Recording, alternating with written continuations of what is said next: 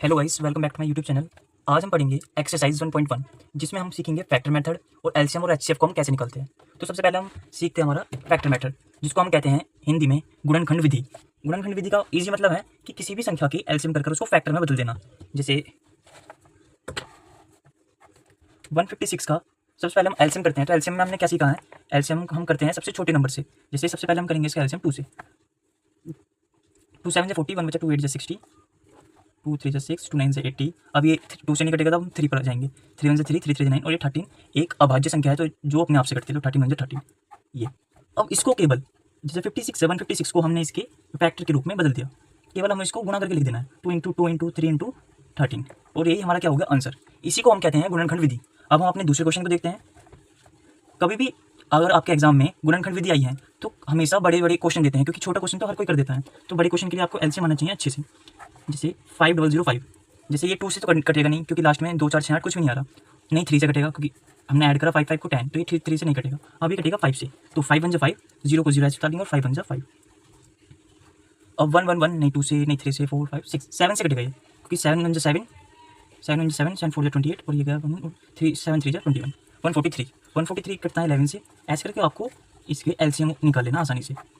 और केवल लास्ट में हमको क्या करना है, इस संख्या के फैक्टर को इसके सामने लिख देना है गुणा करके, बस। ये छोटा सा मेथड है और ये आपके एग्जाम के लिए बहुत ज़्यादा इंपॉर्टेंट है। अब हम अपने पढ़ते हैं ये वाला। ये इंपॉर्टेंट क्वेश्चन भी है क्योंकि प्रीवियस ईयर में ये क्वेश्चन आया हुआ है, तो इसलिए क्योंकि ये इंपॉर्टेंट इसलिए है क्योंकि इसके जो गुणनखंड होंगे वो नहीं 2 होगा नहीं 4 होगा, ये होते हैं अभाज्य गुणनखंड वाले क्वेश्चन, जो कि एग्जाम में यही आते हैं बच्चे का दिमाग खराब करने के लिए। अब मैं इसको ऐसा क्यों कह रहा हूँ अब समझेंगे। ये 7 4 2 9। अब जैसे हम इसको 2 से काटेंगे नहीं कटेगा, 3 4 5 6 7 किसी से नहीं कटेगा। ऐसे ही हमको क्या करना है, आगे काटते जाना है। नहीं 13 से नहीं 14 से नहीं 15 से 16 से 7 से, ये कटता है 17 से। जब हम 17 का टेबल पढ़ते हैं तो 17 बोलिए ये 437 437 के रूप में कट जाएगा। अभी इसे भी हमको काट कर देखना पड़ेगा। 4 4 2 2 3 5 से कटेगा 7 से 8 से, ये कटता है 19 से। 19 2 से 38 और 19 5 से 57 और 25 के आप सॉरी 3 जा रहा था ये, तो आप 23 को तो एक अभाज्य संख्या 23 से कम 23। ये सबसे ज़्यादा इंपॉर्टेंट कहूँगा मैं, क्योंकि ये क्वेश्चन बच्चे का दिमाग घुमा देता है। तो लास्ट में अब हमको क्या करना है, संख्या के फैक्टर के आगे लिख देना है सभी फैक्टर को। जैसे 19 था, 23 था और 19 था, ये हमारा क्या हो गया आंसर। और इसी तरीके से है 15 510 का। अब तो आप सीख चुके हो, आप शेयर हो चुके हो कैसे। इसको भी करो, 2 से काटोगे आप, इसको 2 से काटोगे तो 2 2 4 होगा। और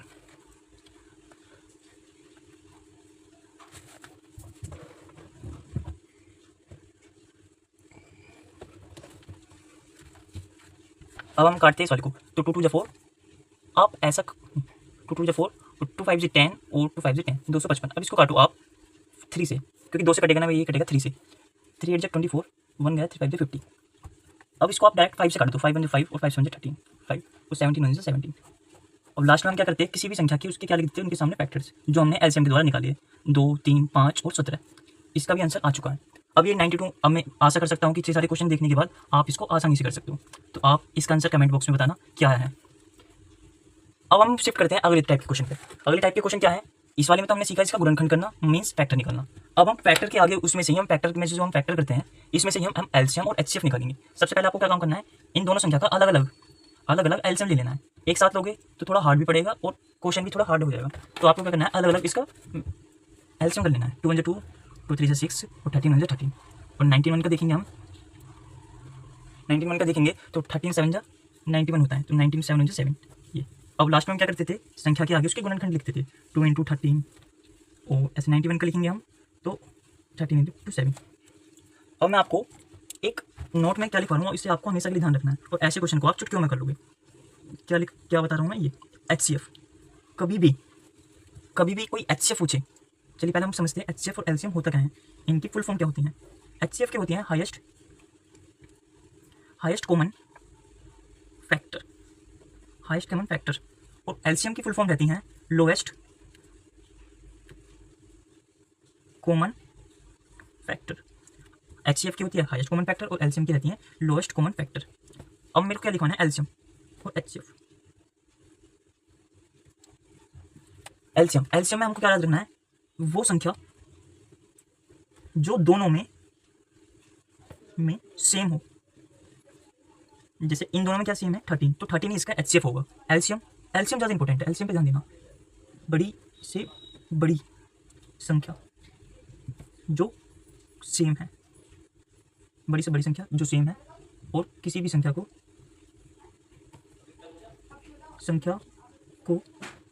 छोड़ते नहीं है,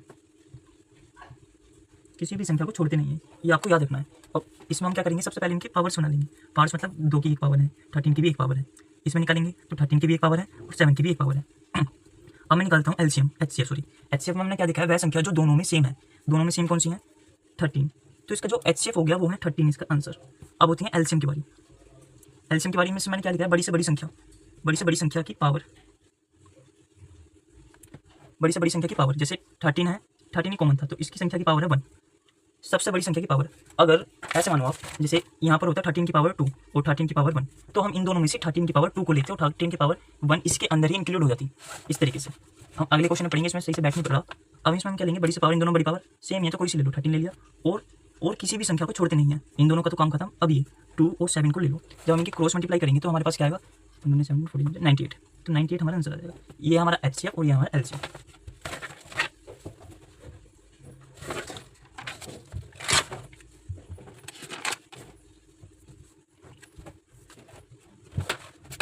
अब आगे निकालते हैं इस वाले क्वेश्चन में एचसीएफ और एलसीएम। सबसे पहले हम क्या करते हैं, अपनी दोनों जो हमें संख्या दी गई हैं उनका हम निकालते हैं पहले फैक्टर। वो 510 का तो हमने अभी निकाला था, जैसे इसका होता है 255, 85, ये कटा था फिर 5 से, तो 7।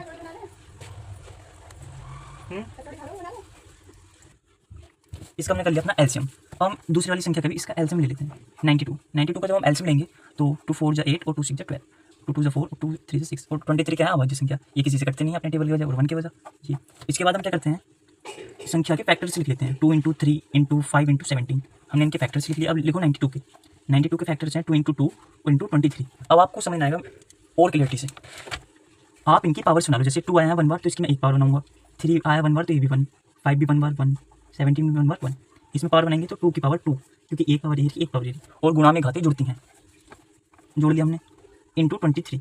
अब समझ आएगा आपको अच्छे से क्लियरिटी से। एचसीएफ होता है जो दोनों में सेम चीज़ होती है। जैसे इसमें 2 की पावर 1, इसमें भी 2 की पावर 1, तो कॉमन क्या है इसमें, 2 की पावर 1, तो एचसीएफ हो गया हमारा 2। अब आते हैं एलसीएम की बारी। एलसीएम में मैंने बताया तो जो चीज़ सेम है उसमें बड़ी से बड़ी पावर। जैसे हमारे पास 2 सेम था तो 2 की पावर 1 बड़ी है, 2 की पावर 2, 2 की पावर 2, तो 2 की पावर 2 को तो हम लेंगे।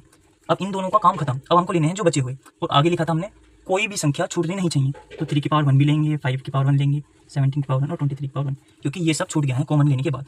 अब लास्ट में क्या, अपनी गुणा कर दो, हमारा आंसर आ जाएगा।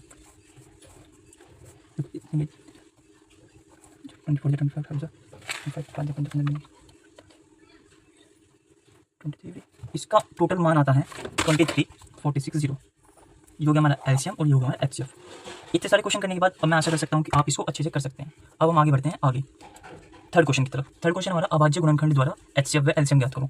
सेम चीज़ यही है, सेम है, पर एक चीज़ डिफरेंस है, इसमें थी हमेशा 2 संख्या, जितने भी करी हमने 2 संख्या के पहले भी अब भी, अब आ जाती है 3 संख्या पर। तो हमें तो पैटर्न याद है, एचसीएफ मतलब जो तीनों में सेम होगा, और एलसीएम मतलब जो तीनों में सेम पावर है, सेम संख्या उसकी बड़ी से बड़ी पावर उसको लेंगे, और जो जितनी भी संख्या बाकी बच रही है उन सबको लेंगे एलसीएम में ये। तो सबसे पहले हम क्या करेंगे, इन संख्या का गुणनखंड कर लेंगे, मतलब फैक्टर्स कर लेंगे।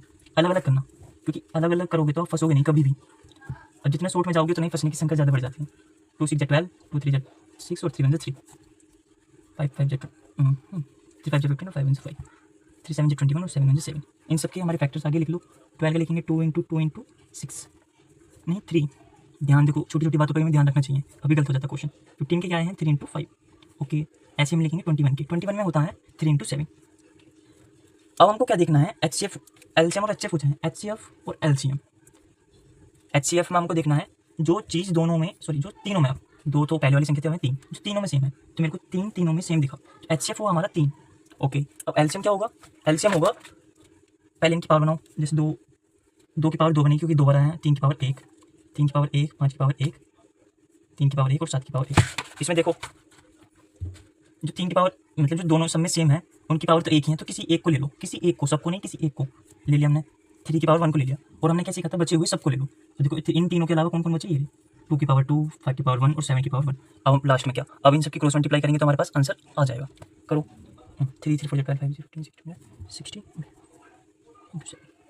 इनकी क्रॉस मल्टीप्लाई करेंगे तो 42 0, ये हो गया हमारा आंसर। ऐसे अब हमको निकालना है अपने अगला क्वेश्चन हमारा 17, 23 और 29 का। तो फर्स्ट में हम क्या करते हैं, इन सबसे पहले इनका फैक्टर करते हैं। फैक्टर करो अलग अलग का, अलग अलग नंबर का अलग अलग फैक्टर। 17 अभाज्य संख्या, तो 17 ही हो जाएगा। ऐसी 23 है, 23 बन जाए 23। ऐसी हमारी 29 है। ये तो बहुत आसान क्वेश्चन हो गया। अब देखो इनके फैक्टर्स लिखो आगे।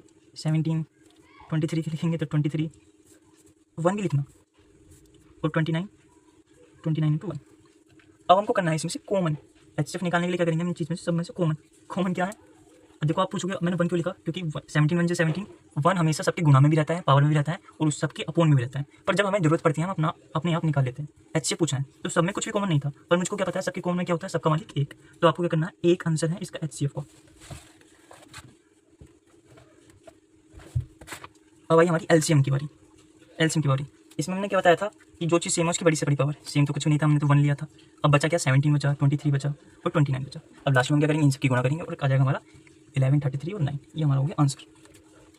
आई होप आपको ये अच्छे समझ में होगा। अब हम चलते हैं अगले क्वेश्चन पर। ये तो बहुत ईजी है, ये तो आप करोगे क्योंकि आप इतने अच्छे बच्चे हो गए हो कि आप आसानी से इस क्वेश्चन को कर सकते हो। अब ये वाला क्वेश्चन है, इसके लिए हमको एक सूत्र पता होना चाहिए। सूत्र में क्या है, पहली संख्या इंटू दूसरी संख्या बराबर LCM इंटू HCF। ये हमारा होता है इसका सूत्र, पहली संख्या गुणा दूसरी संख्या LCM इंटू HCF।